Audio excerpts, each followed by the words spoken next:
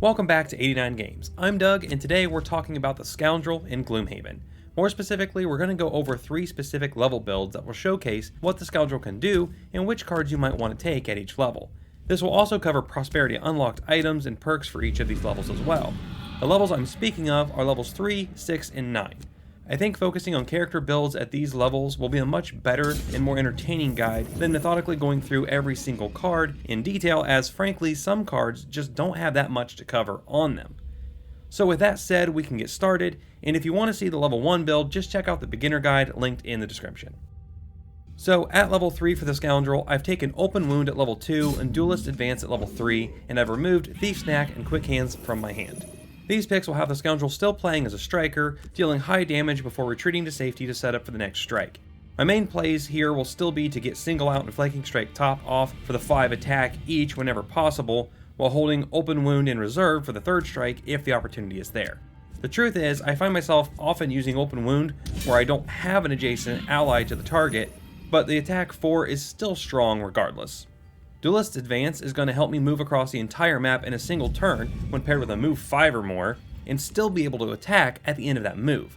In fact, the Scoundrel is great for those objective-based maps where something at the back of a room needs taken out to win, as with some winged shoes, she can skip past all the enemies and target the objective while everyone else keeps the enemies busy. So at this stage, mobility and damage are the Scoundrel's strong suits.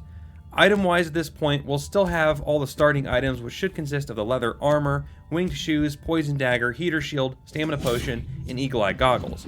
Also, since you can now hold 2 small items at level 3, you should pick up a healing potion. Some caveats though would be that you could have the Cloak of Invisibility instead of the armor, and you could trade out the eagle-eye goggles for the empowering talisman at prosperity level 2, which will allow you to use your stamina potion twice. Though personally, I think the advantage from the goggles is much better for the Scoundrel with her high damage attacks, to make sure that they don't miss. The main idea with this loadout is longevity, to extend the reach of our 9-card hand, maximizing damage output, and staying mobile. These 3 things are key to an effective Scoundrel. As far as perks at level 3, assuming you've picked up at least 1 perk from battle goals, you should pick up Resilient for immunity to scenario effects, then Consistency both times to remove 4 -1 modifiers altogether. With the 4th perk point, pick up Intensify to take out your -2 modifier. This will leave the Scoundrel with just 1 negative modifier in the miss card at level 3, which is just really good. Already our average damage output will be higher than any other starting character, and even many unlockable characters as well. Alright, moving on up to the level 6 build now. At level 4, I would take Flurry of Blades, at level 5, Visage of the Inevitable, and at level 6, Crippling Poison. Throwing Knives, Backstab, and Single Out have been removed from my hand to add the new cards in. There is one asterisk here though with taking Backstab out, and that is if you are in a boss fight, you may want to leave that one in, as it can be a boss killer when combined with other cards like Smoke Bomb. Now at level 6, we've really amplified the Scoundrel's ability to simply delete enemies. Visage of the Inevitable allows us to just kill normal enemies not adjacent to their allies and adjacent to one of our allies without having to pull any modifiers and risking a miss. This is an opportunity card that should be used whenever these criteria appear. However, the bottom move and Poison will go great with Crippling Poison's active ability. Crippling Poison is an active card, so it will limit our hand size a bit after being played, but it will give us 2 extra attack on every poisoned enemy. Considering the Scoundrel has multiple ways to poison, including ones like Special Mixture that allow us to move and poison before we attack, we should be able to take advantage of this bonus quite often. And remember that this will work on ranged attacks as well, so something like Flurry of Blades becomes attack 4 on 3 poisoned enemies. So at level 6, the Scoundrel will be dominating the field and killing many enemies before they even move, thanks to the ridiculous initiatives on her cards as well, which I haven't even mentioned yet. She also has become a bit more sturdy with the new items we should be able to get by now. So if you've made it to Prosperity 3, the Scoundrel can now have the Major Healing Potion, in addition to the Small Healing Potion, and if you've made it to Prosperity 4, you can upgrade her Stamina Potion to the Major Stamina Potion, and her Heater Shield to the Tower Shield. These items will help with longevity and keep us in the fight longer. Other than these specifics mentioned, the rest of our items are still the ones we started with, unless you found an item in a scenario or somewhere else that works better. Now for the perks up to level 6, I'll again assume at least 1 extra perk from battle goals, though you'll probably have more than that. So for your 3 perks from the level ups, you can grab Focus to get rid of your last negative modifier, replacing it with a positive one. And then you can take Heighten twice to take out 2 zeros to put in 2 +2s. And finally, for your bonus perk, take Dust to remove 4 zeros. At this point, the Scoundrel's modifier deck is loaded with little chance to miss and high chance to do extra damage. Moving on now to the peak of power at level 9, I will have picked up Spring the Trap at level 7, Pain's End at level 8, and Watch It Burn at level 9. So as far as what to take out to put these 3 in, that would be Smoke Bomb, Venom Shiv, and Open Wound in that order. Now, the caveat here is that Smoke Bomb would need to come back in for a boss fight, but otherwise it can stay out considering the amount of damage you'd be doing consistently at this point. Spring the Trap is another great way to damage enemies without a chance to miss. You can essentially throw traps at your enemies within range 3, and they will suffer the damage and effects of the trap.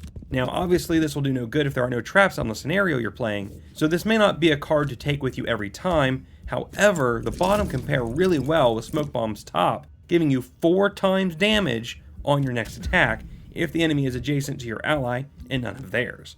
This would be a boss killing move, as this much damage on any other enemy would just be a waste. Pain's End is taken mostly for the bottom, though the top heal could be used in an emergency. The bottom of the card though allows us to quickly and easily take out enemies on the cusp of death.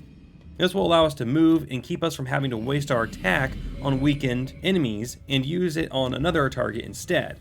A great time and turn saver. Finally, Watch It Burn will give poison and wound to all of our attacks. This is just ridiculously powerful, and considering it will increase the entire party's damage and pair great with crippling poison, though using both of those at the same time could be troublesome for our longevity. The bottom of the card is nice too, with a move 5 and wound all adjacent targets. Now for item loadout, this is going to depend a lot on what prosperity level you are at, but assuming prosperity 6 at this point, your loadout should look something like this.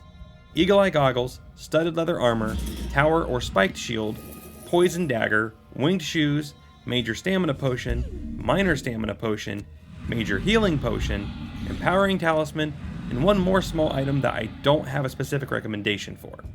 Now if you have Prosperity 9 though, you could swap out the armor for the Cloak of Phasing, allowing you to fly and be invisible when on obstacles. You could upgrade to the Super Healing Potion and the Wall Shield, and finally pick up the Lucky Eye to give you an extra source of advantage for your attacks. As far as perks at level 9, you'd want to grab the +1 rollers first, further augmenting the Scoundrel's damage to broken heights, and then after that it's really up to personal preference, as the rest of the rollers are just nice bonuses to get when they pop up. Personally, I'd go for the piercing first, then probably poison, invisible, and finally muddle. So the level 9 build is one that you won't see a lot until your prosperity level is a lot higher and your characters are starting at higher levels, but as with most characters at this level, it's uber powerful. At this point, I'd probably say throw up Watch It Burn after the first rest, or even before, and just demolish enemies. With the proper use of stamina potions and other card restoring items, the cost of using burn cards drops significantly. Plus, if you have an ally that can restore lost cards, all the better. I will note here that you can probably take Crippling Poison out, as running with both seems unnecessary. In fact, you may want to move another big move card back into your hand, as this particular build that I've gone with has lost a lot of movement by level 9. Also remember to keep the Scoundrel from taking the brunt of attacks, that way she can stay up longer, and remember that if you do burn her out before the scenario is complete, she's probably done enough damage at that point that the rest of the party should have no trouble mopping up.